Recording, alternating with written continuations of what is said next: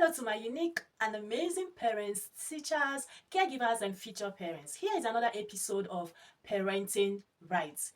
Do it right, shine out the light, and be happy. To our subscribers, thank you so much for taking that bold step to subscribe. If you are new in this channel or you haven't subscribed, please do well to hit the subscribe button and turn on the notification bell to notify you when we upload our videos. We love you. Stay tuned and watch till the end. I'm going to be sharing with you the need of inner child healing as you parent. My unique and amazing parents, let's start with the truth. We don't raise children from the scratch. We raise them through the lenses of our own childhood. The way you respond to your child's cries, mistakes, or needs is often influenced by the way your inner child was once treated. Inner child healing is not just self-care, it's also parenting care. When I talk about inner child healing, I'm really talking about reconnecting yourself with that most tender part of you, the version of yourself that still carries the memories, the unmet needs, and the unexpressed feelings from your childhood. Healing your inner child doesn't mean erasing the past.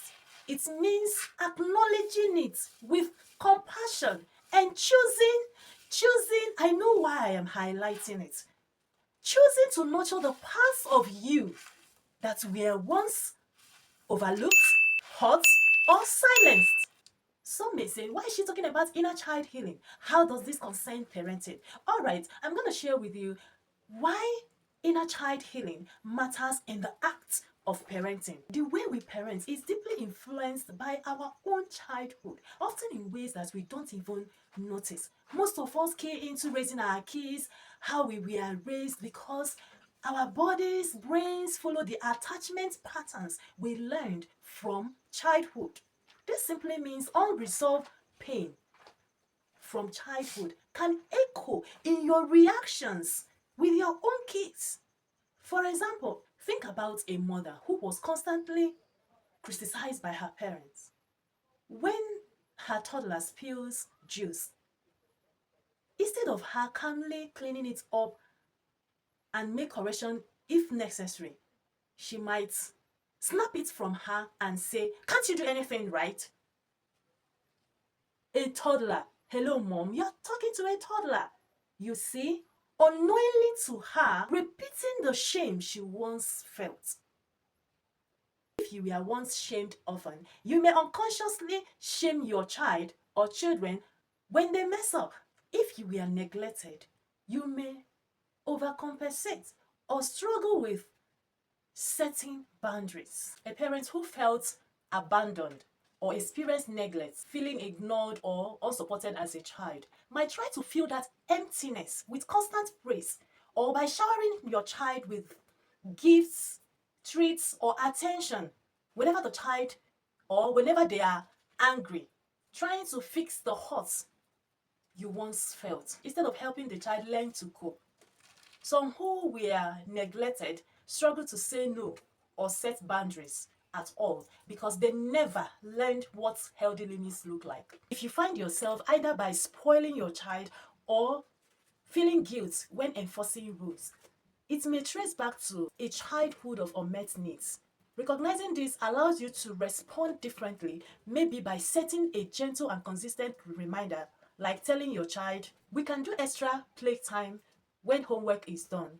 Then, while validating your child's feelings like, "I know you want to keep playing, and that's okay, but let's finish our tasks first." If you were controlled, you may fear giving your child independence. When you grow up with a very controlling parent, it can make you nervous about giving your own child freedom. You may find yourself checking on them all the time, planning every detail of their day, or not letting them make choices on their own because deep down you believe this keeps them safe. But here is the truth. Children grow best when they are allowed to think for themselves and practice independence. If your inner child was taught that independence is dangerous or wrong, you might naturally feel scared of losing control. For example, you might hover over your child's homework, double check every answer, or step in quickly when they play, instead of letting them figure things out. This comes from the angle of your own fear, not your child's real needs. It's okay to feel this way. Your childhood made you believe that the world wasn't safe. But if you don't recognize this habit, it can hold your child back from growing. The most important step is self-awareness. That is noticing yourself.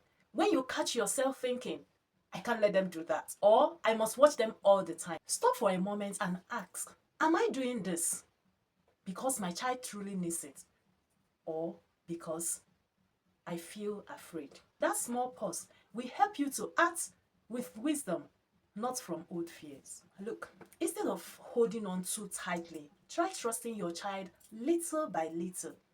Give them chances to explore, make choices, or even make small mistakes while still keeping safe boundaries. That balance of safety and trust help them become confident and capable. Let's wrap this part up with a brief story of a mom hovering over her child's homework. A mom named Ujuako grew up with a very strict parent. Every decision from what she wore to how she studied was controlled.